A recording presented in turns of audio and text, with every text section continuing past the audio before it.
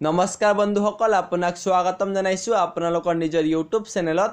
যিসকল ব্যক্তিয়ে অসমৰ পৰা CTET আবেদন কৰিছিল সেইসকল ব্যক্তিৰ কাৰণে অতিকৈ ভাল খবৰ। কি হয় ভাল খবৰ জনাৰ আগতে সকলোকে ৰিকুৱেষ্ট কৰিছোঁ, প্লিজ ভিডিঅ'টি লাইক কৰি দিব। ইয়াত এখন নোটিছ আহিছে য'ত উল্লেখ কৰা হৈছে যে অসম আৰু বিহাৰৰ পৰা অধিক সংখ্যক মানুহে CTETৰ বাবে আবেদন কৰিছে, যাৰ বাবে এক্সামিনেশ্যন চেণ্টাৰৰ কেপাচিটি কম হৈছে।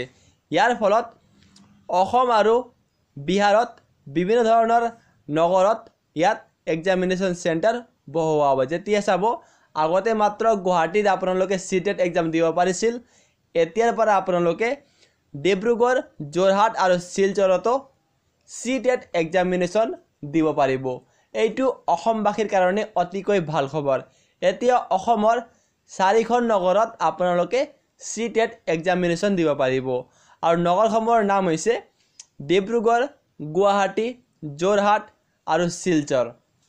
লগতে আপোনালোকে CTET আবেদন কৰাৰ সময়ত যিমানখিনি ভুল হৈছে আপোনালোকে 1 এপ্ৰিলৰ পূৰ্বে শুধৰাই ল'ব পাৰিব।